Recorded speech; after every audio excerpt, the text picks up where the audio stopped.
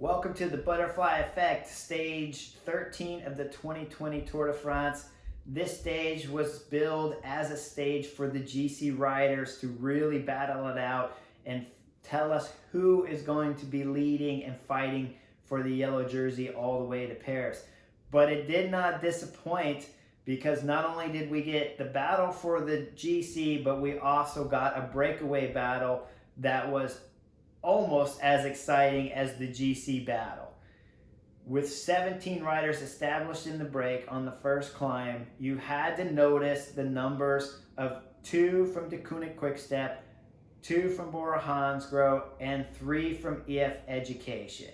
Jonathan Vaughters I had spoke with personally before the Tour de France started, and he was sending his team here to hunt stages and to hope that 1 or 2 could possibly be on the general classification in the top 10, and maybe with the hopes of wearing the yellow jersey early in the first week of racing with just a tactical slip off the front that could give them a jersey for a few days.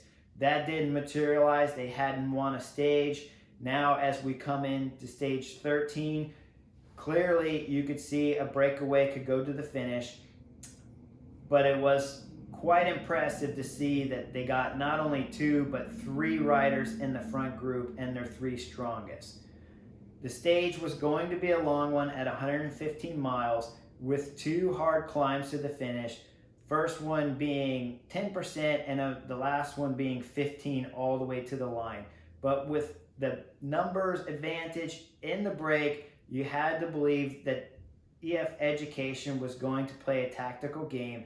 And before the second to last climb started, they sent none other than the American young kid, 22 years of age, Neilson Powless, up the road.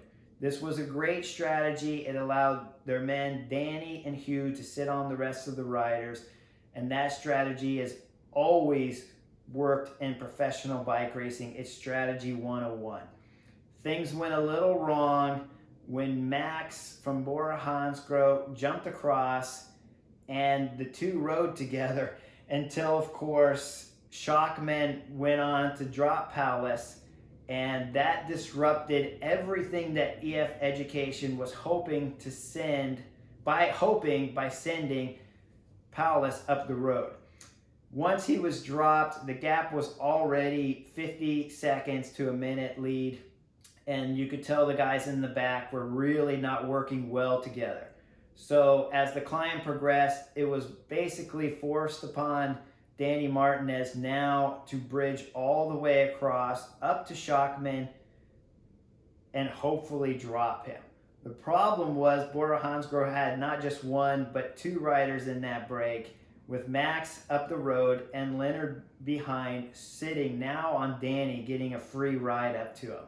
The tactical game was huge because Danny is always believing that possibly Leonard Kamna could jump him at any moment and go win the stage.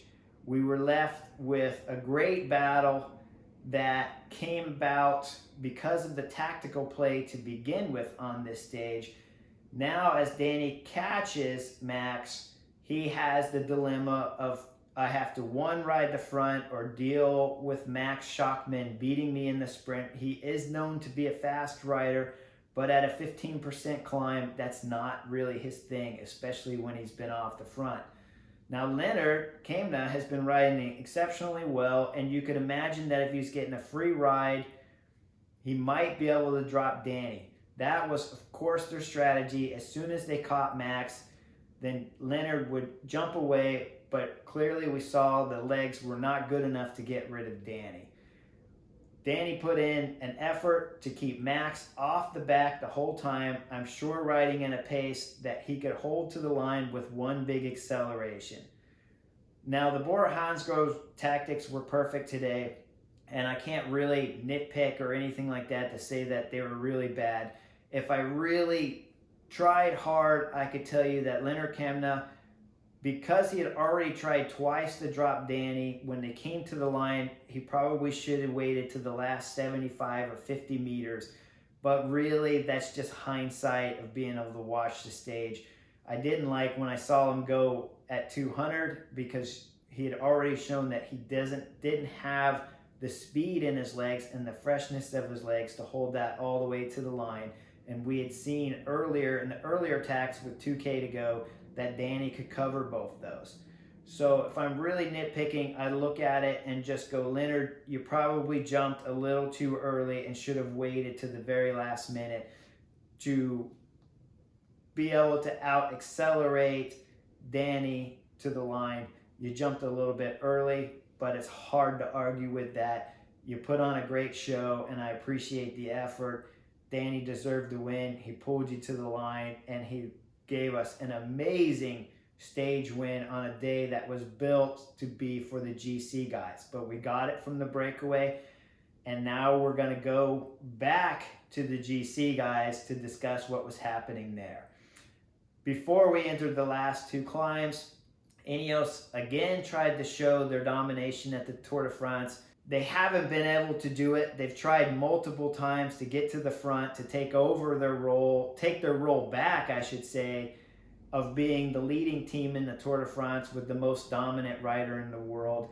As they tried for, I don't know, the 10th or 20th, 50th time maybe in this Tour de France, they tried to take the front again, but the outcome was not going to be there for them. As you could see right away, Jumbo-Visma were comfortable on the wheel, and the size of the group, while Ineos is pulling, is really what's telling you that the speed they're doing is not what they've done in the past, where they've decimated the field immediately. When you're watching the race, I want you to pay attention when Ineos gets on the front, how big the group is, and by the time they pull off the front, the group size, of course, has changed, but when you compare it to years before, when you'd have Richie Porte on the front, or you'd have Chris Froome on the front for Wiggins riding, when you saw those efforts, it was decimating the field, where you would see 4 or 5 Sky Ineos riders on the front with maybe 5 or 10 GC guys, but most of the time they could even get it down to 5 of the favorites. But this year, every time Ineos has pulled on the front, especially today, you could directly see that the speed had been lifted, but that there was more than just the normal 5 or 10 GC favorites there. So the speed, the damage they were doing with their speed was not significant like we had seen in the past.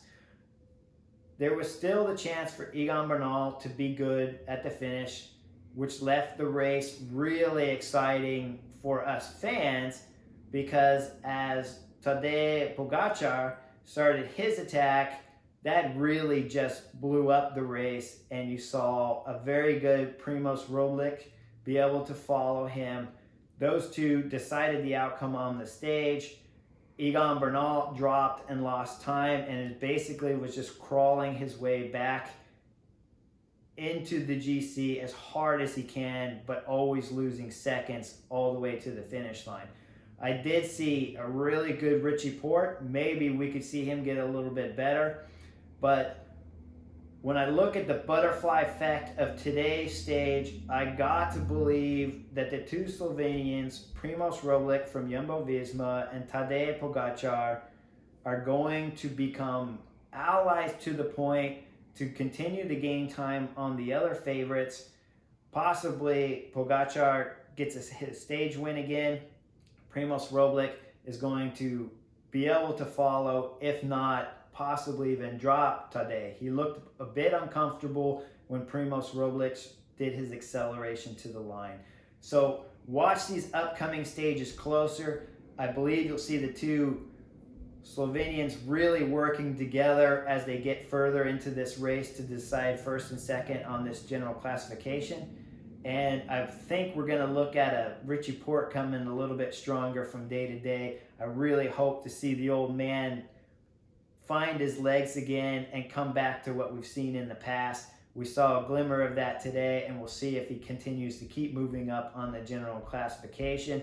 Egan Bernal, we're not sure where he is. Personally, we saw him bad a few stages back where he's getting dropped from Pogačar, and then the next mountain stage he's able to stay. Now he's getting dropped again.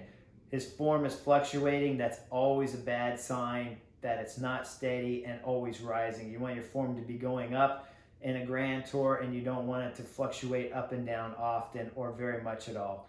So I hope you enjoyed today's take on the butterfly effect. See you soon.